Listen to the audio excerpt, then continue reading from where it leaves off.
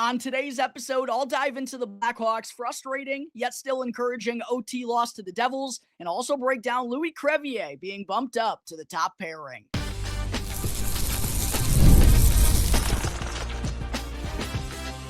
You're Locked On Blackhawks, your daily podcast on the Chicago Blackhawks, part of the Locked On Podcast Network, your team every day.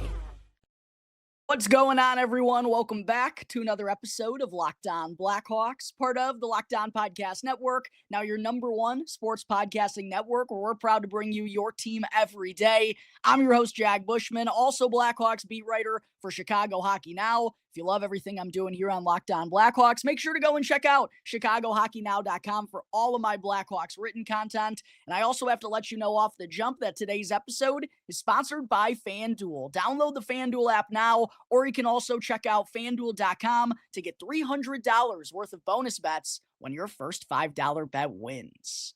All right, opening things up on today's show, the Blackhawks sadly were unable to win a fourth consecutive game for the first time in nearly 2 years last night, as it's been since February of 2023 since they last rattled off 4 wins in a row. And unfortunately, that still remains the case, as they lost 4-3 in overtime last night to the New Jersey Devils in their return home to the United Center. And it was Simon Nemec with the game-winning goal in overtime to record his first NHL hat trick. Really couldn't believe what I was witnessing in front of my own eyes. I've seen, a few hat tricks in my day, including the last time the Hawks were at the United Center just over 2 weeks ago when Connor Bedard had his first NHL hat trick, but definitely have never seen one from a defenseman. An absolute career night for Simon Nemec, responsible for 3 of the 4 Devils goals, and also became the youngest defenseman in NHL history to record a hat trick and also get the overtime winner in the same game. Definitely a tough way to end for the Blackhawks faithful that stayed all the way up until the very end, which was well past 11 p.m. Central Time with the 8:52 puck drop last night. But at least they got to see another competitive and physical contest between these two teams. And at least the Blackhawks did earn a point for the 11th time in their last 14 contests. That's definitely a positive. And honestly, Blackhawks fans, I'm a little torn on how to feel about this one, and I kind of felt like Captain Nick Foligno and also head coach Jeff Blashill felt the same way when speaking with the media after the game, because on one side, the Blackhawks blew leads of 1-0, 2-1, and 3-2 in this game, with the latter two both coming in the final 10 minutes of regulation. That's not acceptable. New Jersey also kind of throttled the Hawks, especially in the second and third periods. They led 64-29 in shot attempts, 30-11 in shots on goal, and 27-11 in scoring chances at even strength. You can't let that happen on home ice. New Jersey was just the better team and the stronger bunch all night long. And the Hawks also kind of shot themselves in the foot because they only had 8 shots on goal recorded after the first period. Hard to win a hockey game, especially going up against a quality group like the Devils when you only rifle 8 shots on net in 44, 45-minute stretch there. And as Foligno said after the game as well, the Blackhawks clearly just didn't have their A game last night. However, on the other side of the coin, the Hawks were also down Frank Nazar, their second-line center. Jason Dickinson, their third-line center, was out once again as he remains on injured reserve. And they were also without Andre Burakovsky, which was kind of an odd development at the morning skate.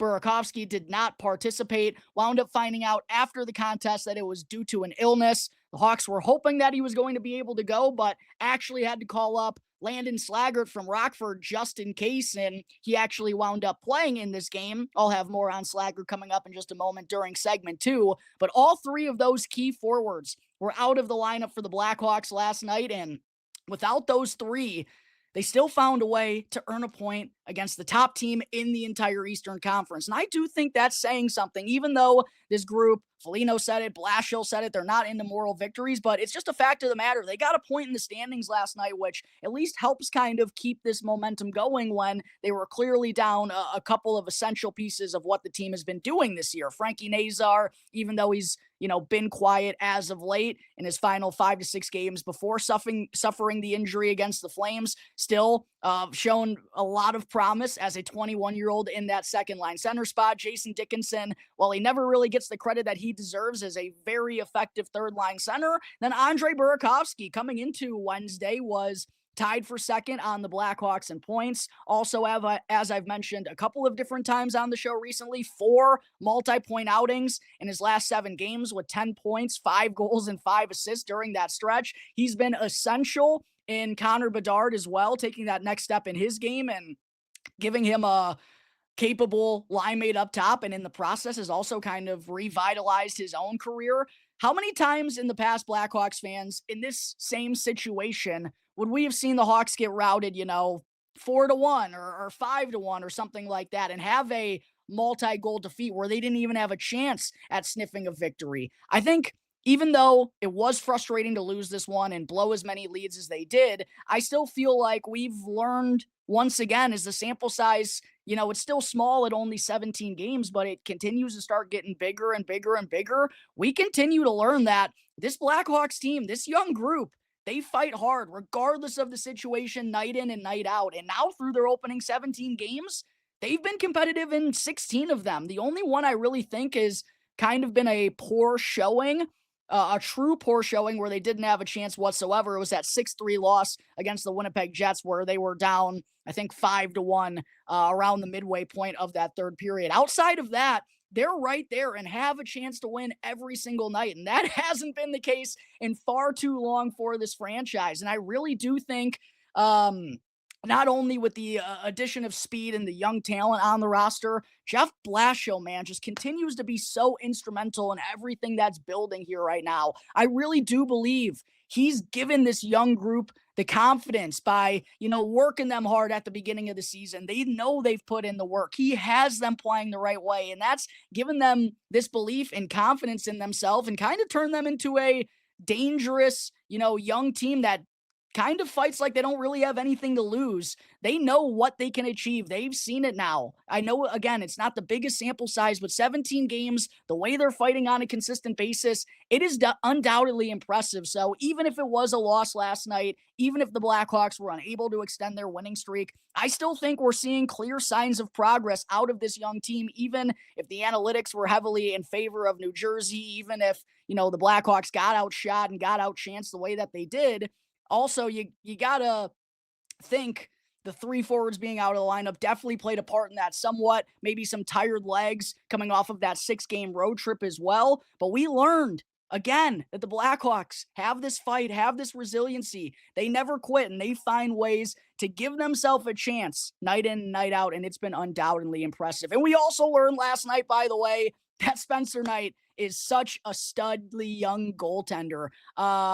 With all the analytics and with all the stats being heavily favored in New Jersey's favor, definitely in those second and third periods as well, Knight was simply sensational to give his team a chance once again. He's been a huge part of what the Blackhawks have been able to do in these opening 17 contests. He stopped 33 of the 37 shots that he faced last night, and New Jersey wasn't able to beat him until there was 14 seconds left in the second period. He made a couple of key breakaway stops in under a minute stretch on Jack Hughes and Jesper Bratt, or it was actually Jack Hughes and Nico Hischier. Jesper Bratt had a partial breakaway opportunity earlier on in the game. Spencer Knight continues to do outstanding things in his first full season here as the Blackhawks' #1 netminder. And again, when he plays like that, the Blackhawks are going to have a chance every single night.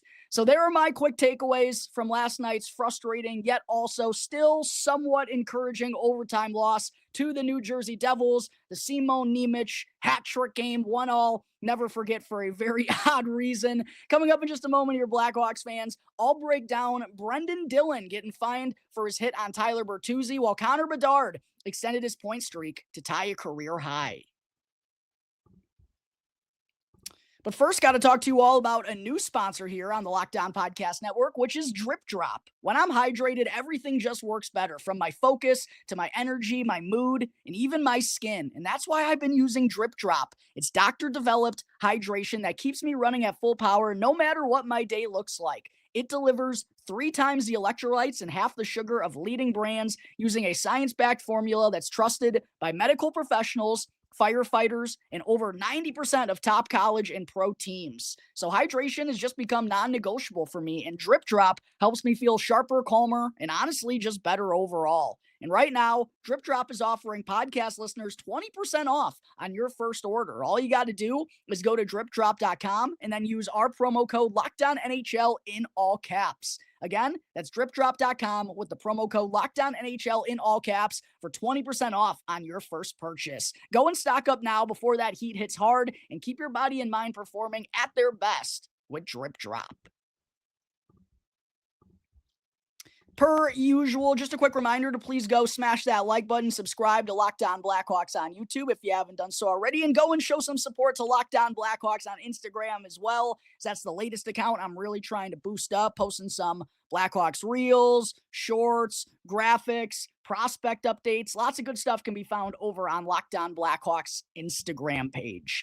Segment 2, getting into segment 2 here on today's show, wanted to talk about some individual takeaways from last night's return to the UC and also go through a little bit of a recap of the game. For the 12th time, in the opening 17 games of the season, one of my keys to victory last night for the Blackhawks, which funny enough, they accomplished 2 of the 3 and still sadly weren't able to come away with the victory. But for the 12th time in the opening 17 games, the Blackhawks opened the scoring yesterday at the United Center. It came via a 5-on-3 power play opportunity, and none other than Connor Bedard was responsible for the tally, recording his team-leading 10th goal of the season, which also extended his point streak to 9 games, which ties a career high. He has 19 points, 8 goals and 11 assists during that stretch. The Hawks had a flurry of chances on that man advantage, but really like that Teuvo Teravainen remained super patient, got Devils goaltender Jacob Markstrom down and out on that sequence, and then made the return feed over to Connor Bedard, who made no mistake with the run timer to put the Blackhawks ahead 1-0. Teravainen, by the way, earns his 3rd point over the last 2 games. I feel like if we can get Teuvo going a little bit more, he's been good since being promoted back up to the man advantage. If we can get him producing a little bit more at 5-on-5, which I feel like will be easier for him to do when Frankie Nazar returns, because those two, it feels like they've kind of been on the same wavelength this year on the second line. They got off to phenomenal starts early on in the year. Both of them have kind of faded here as of late. Nazar obviously has missed each of the last 2 games, but love to see Teuvo kind of picking it back up here recently. But Brendan Dillon, wanted to definitely bring this up here on the show, played a huge part in this Blackhawks 5-on-3 power play goal, and he was out for blood in this opening 20 minutes, man. He was checking Bedard seemingly every time he could. I believe he recorded 3 hits on Bedard alone in the first period, and definitely the most notable of them was when Bedard was racing into the offensive zone with some speed, made a drop pass over on the left side to Teuvo Teravainen, and momentarily turned his head to go and look at Teuvo. That's precisely when Brendan Dillon stepped up and crunched him with a massive hit, which I honestly thought his hands, like the target of where he was throwing his hands there, was a little bit high, kind of a dirty hit there a little bit. But I also, as I said on Twitter, think that's definitely a situation where Bedard needs to do a little bit of a better job of recognizing who he's out there on the ice against. Dillon is known as a physical presence, a defensive-minded defenseman who, uses that side of his game to his advantage. It's one of his big strengths.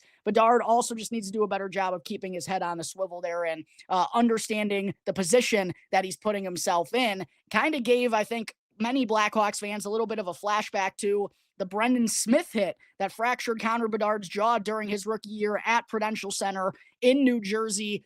Do not like when Connor Bedard gets hit by either Brendan. There's 2 different spellings there, but either of those 2 Brendans for New Jersey. Fortunately, love to see Bedard, pop right back up and get right back into the play, brush the dust off there quickly, and didn't skip a beat, was fine, which is the biggest takeaway that we needed from that. But Brendan Smith wasn't done being a goon in the opening 20 minutes. As later on in the period, he would also go on to make a really dangerous hit on Tyler Bertuzzi along the boards. Not only was it just an overall bad decision by Dillon of checking an opposing player when he's facing the glass and is so close to the wall, very dangerous boarding check dished out there by Dillon, which led to him getting 2 minutes in the sin bin. And he also kind of threw an elbow up high Tyler Bertuzzi as well during that sequence, which I didn't like. I don't know what this guy was on early in the contest, but seemed like he was really trying to throw, two of the hottest Blackhawks with Andre Burakovsky out,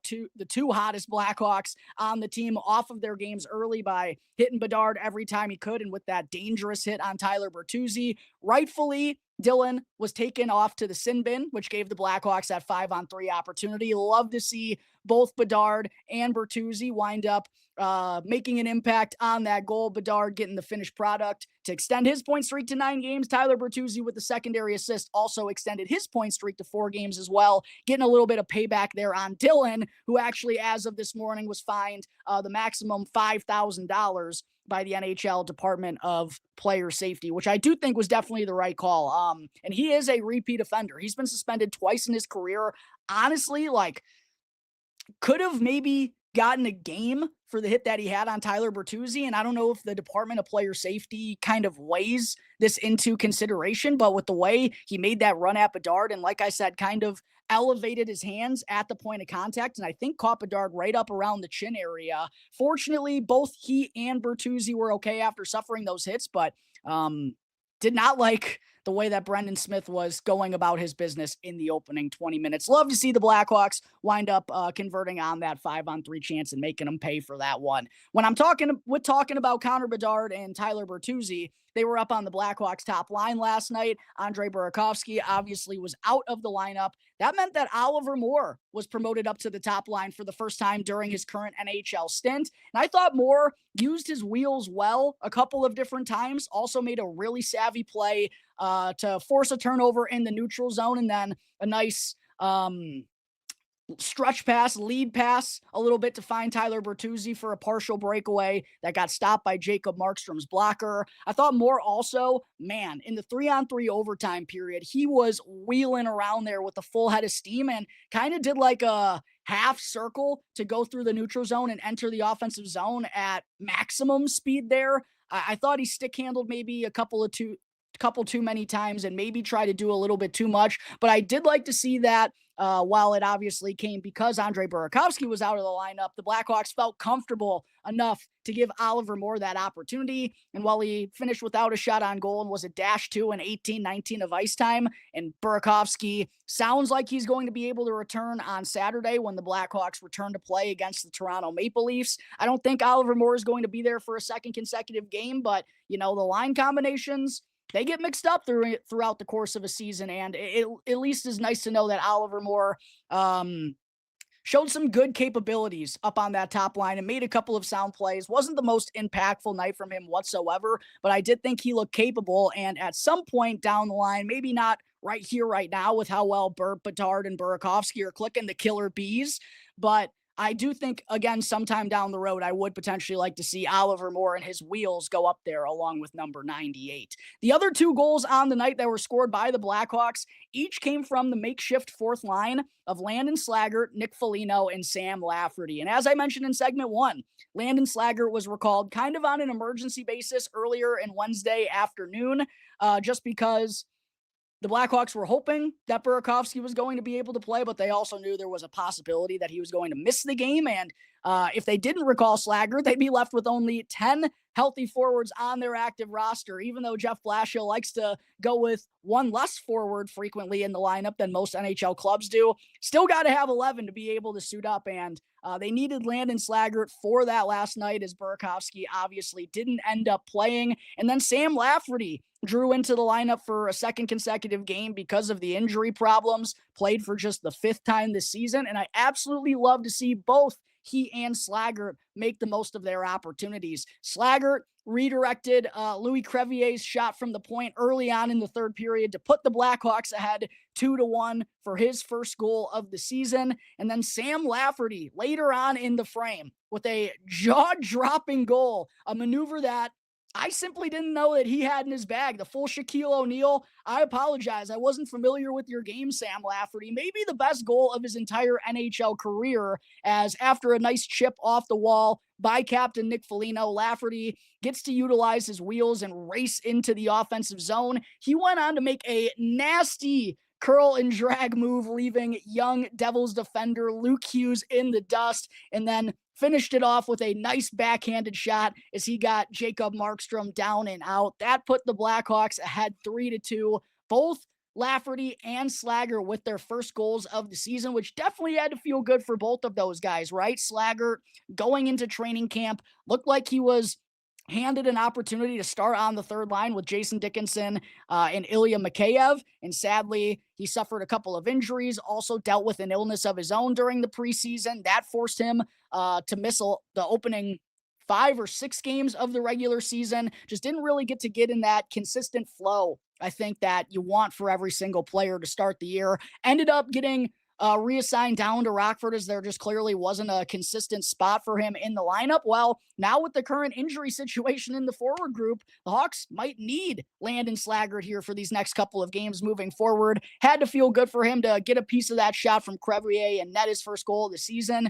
And same for Sam Lafferty. Blashill and Foligno both gave him a ton of credit in the locker room, saying how despite, him obviously not being in the situation that he wants to, being an outsider on such a consistent basis, he's remained an incredible teammate, has come with the right mentality every day. And even Lafferty himself has said, while it's not where he wants to be, he recognizes that the team is having a lot of success and he doesn't want to do anything to disrupt that. He wants to be there to support his guys as much as possible. And just an incredible teammate that Sam Lafferty is, and love to see both he and Slags find a way to make an impact in the lineup. Down on the fourth line last night for the Blackhawks, which was probably their most effective line at even strength. Nick Foligno, by the way, also ended up with 2 assists in this game, chipped in with 4 hits as well. Think we're going to see that fourth line for the Blackhawks once again when they return to action on Saturday, because they were pretty darn good in this one against New Jersey. Last quick takeaway I wanted to get into, what kind of cost the Hawks as well in this one was a really sloppy overtime. Couple of poor decisions, couple of just bad choices that they made that really cost them in the 3-on-3 period. First one coming from Wyatt Kaiser. I don't know if I have seen Kaiser make as bad of a giveaway in his entire career. On that sequence, it didn't end up costing the Blackhawks, but still in overtime, when you, in order to win the game, you got to have possession of the puck. Puck possession is so key in that extra frame. And for him to be so careless and just kind of throw it into no man's land when he really should have just wheeled behind the Blackhawks net and maintained possession, that was a mistake the Blackhawks just can't afford to make in 3-on-3. I talked about Oliver Moore coughing up the puck, trying to do a little bit too much when skating into the offensive zone. And then lastly, the Blackhawks got burned on a real poor line change. And I also think just poor overall recognition of what was developing on the ice. Artem Levshinov and Ryan Green both got caught up near the Devils' blue line, and Ryan Donato was in the midst of jumping on the ice. I don't know exactly who it was that was making a change during that moment, but 2 forwards were up on the ice while the other was going for a change.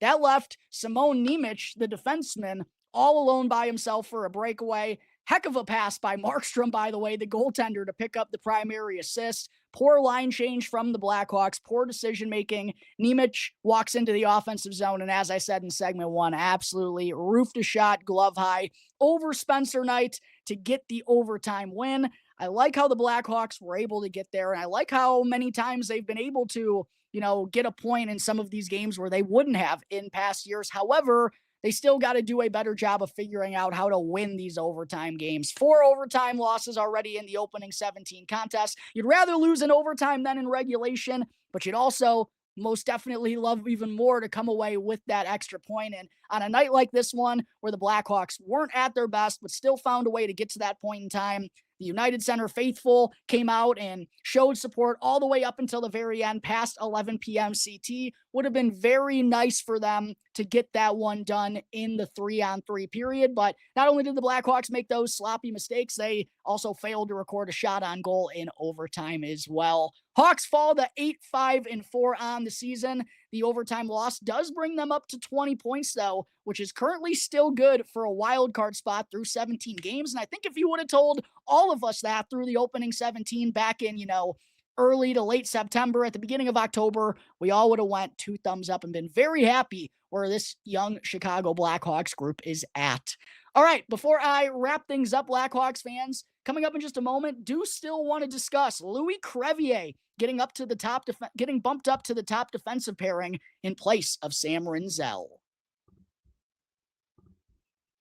Real quick, though, I got to show some love to another one of today's sponsors, which is FanDuel. The NBA season is here. The Chicago Bulls are also off to a fast start, and there's no better place to get in on the action than with FanDuel, the official sports betting partner of the NBA. Even if you miss the start of the game or you just want to ride the hot hand, FanDuel has live bets on everything from who will score the next bucket to fourth quarter comebacks. Can also wager on Matas Buzelis, Kobe White, and more key members of the Chicago Bulls. Plus, you can even combine your live bets into a same-game parlay for a shot at a much bigger payout. It keeps every game exciting, especially when your team's making that late fourth quarter push. And right now, FanDuel is giving new customers $300 in bonus bets when your first $5 bet wins. All you got to do is head on over to FanDuel.com or download the FanDuel Sportsbook app to sign up and play your game with FanDuel, the official sports betting partner of the NBA.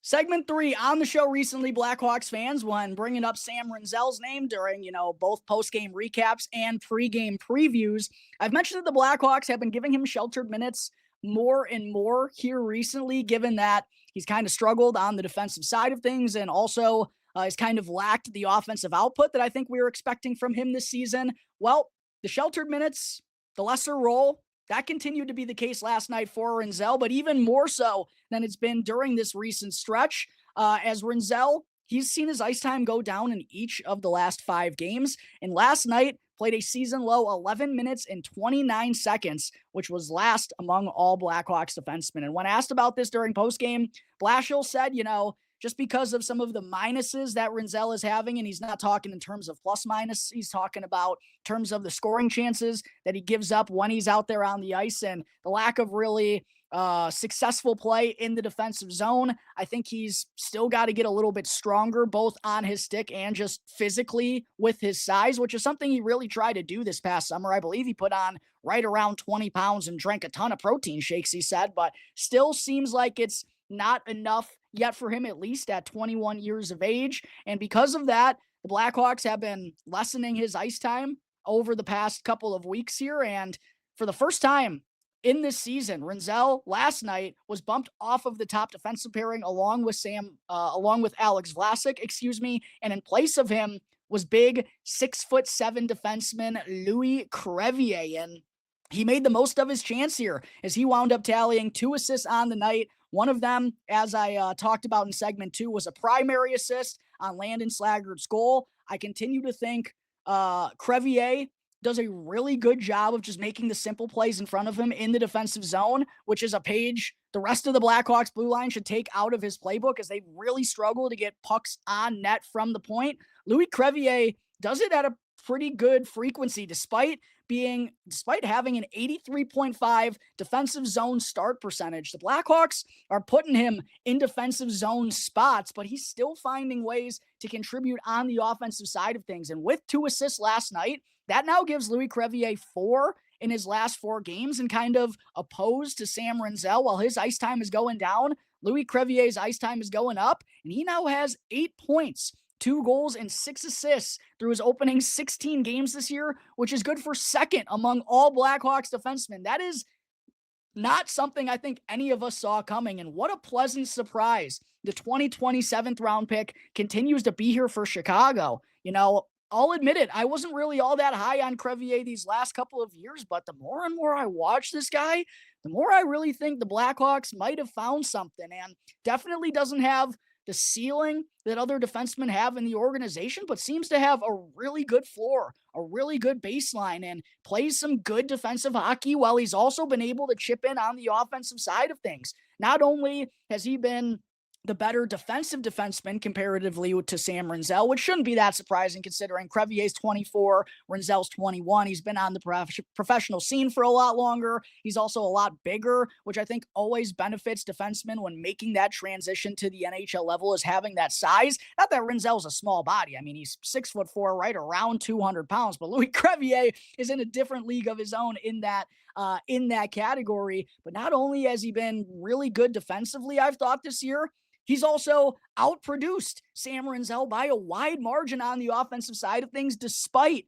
mostly starting in the defensive zone and mostly being utilized as the Blackhawks' seventh defenseman up until last night, where he got bumped up to the top pairing. And I think, Louis Crevier has deserved this opportunity with how sneaky good he's been for the Blackhawks this season. I continue to be impressed by big number 46 for the Blackhawks. Chipped in on a couple of goals last night, assists on Landon, Slaggert, and Sam Lafferty's goals there in the third period, and just keeps making the most of his opportunity while he's still a young defenseman in his own right. Maybe not for this Blackhawks blue line as a whole. 24 is kind of on the older side with Artie Levshinov, Wyatt Kaiser, and Sam Rinzel, but still a pretty young man in his own right and continues to do a lot of good things. And I think we're going to continue seeing Louis Crevier up on that top defensive pairing for at least the foreseeable future up until Sam Rinzel kind of gets back on his A game. All right, that is going to take care of today's episode of Locked On Blackhawks, everyone. As always, thank you all again for joining me on the show. Be sure to go and subscribe to Locked On Blackhawks on YouTube and follow Locked On Blackhawks for free wherever you may be listening to your podcast. That way, you can get the latest episodes as soon as they become available, whether you're at work, on a lunch break, driving home from work, whatever it may be. I'm your host, Jack Bushman. You can check me out on X at Jack Bushman2. My Strictly Blackhawks account is at Talkin' Hockey. Go and follow so you don't miss any of the latest Blackhawks news and updates. Till tomorrow's episode, everyone, enjoy the rest of your days. Have a good rest of your Thursday. I'll see you next time on the Locked On Blackhawks podcast, part of the Locked On Podcast Network, your team every day.